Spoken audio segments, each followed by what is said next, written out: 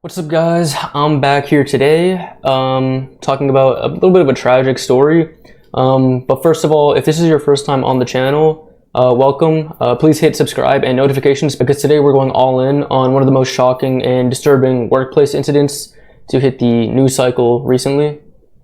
So we're talking about the Olive Garden cook in Williamsport, Pennsylvania, who tragically died after he submerged his head in a 350-degree Fahrenheit deep fryer during one of his shifts.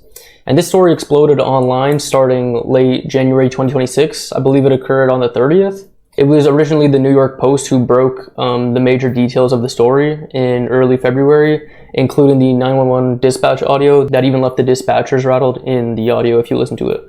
But I'm not going to be sharing that because I think it's a bit too graphic for YouTube especially. This isn't clickbait at all also. It's completely real, it's very graphic, and it is really heartbreaking at the end of the day. We'll cover the full timeline, what happened step by step, official statements, the emergency response. Once again, heavy content for sewer slide, graphic injury descriptions, and trauma. And if that's just too much for you, then you can click off the video. So once again, this started January 30th on Friday in 2026 at an Olive Garden restaurant in Pennsylvania. So the kitchen, which usually uses their fryers for their fried mozzarella sticks or even their fried ravioli, was running at its standard temperature at around 350 Fahrenheit, which is about 175 degrees Celsius.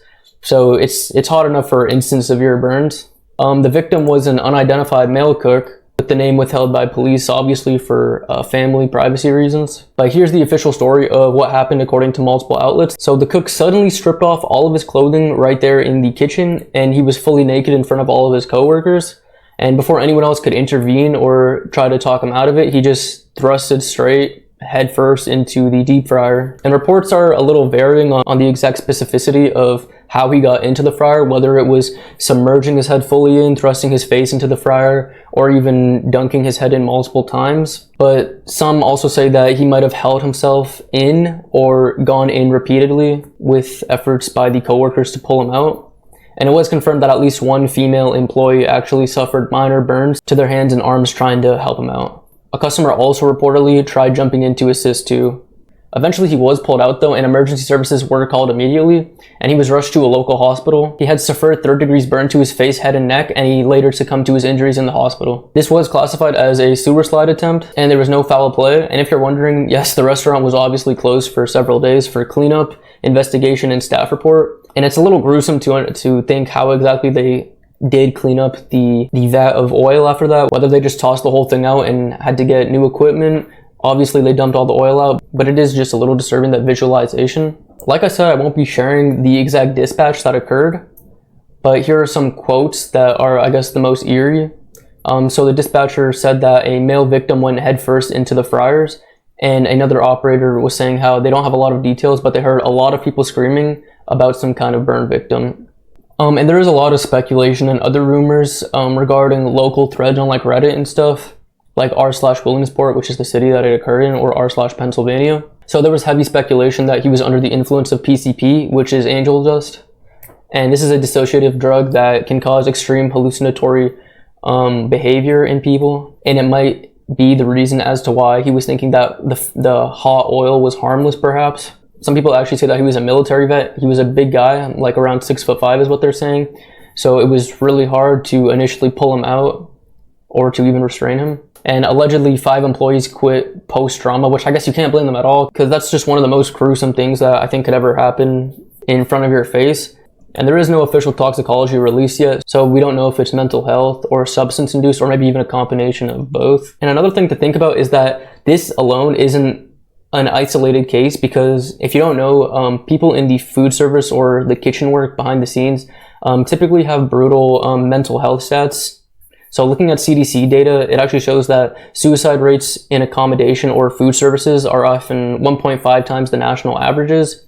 And you know, this can be due to a number of reasons, like if we're thinking the high stress environment, having to meet the demands, also the physical demands, the pay isn't the greatest, the hours are pretty irregular. Having to deal with these constant rushes during these peak hours and dealing with angry customers can lead to burnout and having long shifts on the feet.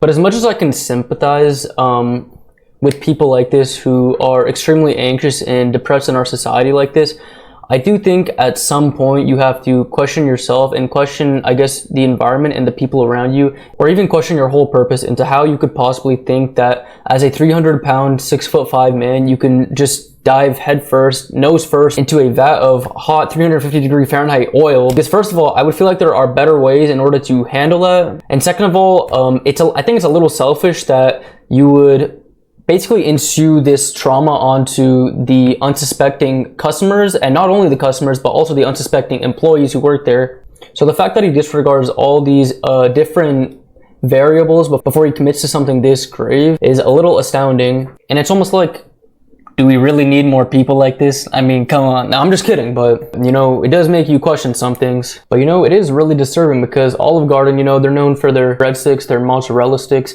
and overall a family-friendly place. Well, you go there every weekend with your family, enjoy a nice meal, and the fact that something so horrid happens is just, it's really appalling and also really sad. Some people say that it's the freshest thing that Olive Garden has cooked in a while now, but I don't know. Tell me what you guys think, you know? Obviously, that was a bit of an out-of-touch joke, but let me know if you guys enjoyed the video. Make sure to like, comment, subscribe, turn post notifications on. Email me at michael.funguy1 if you have any topics or something specific you guys want me to cover. And yeah, I'll see you guys in the next video.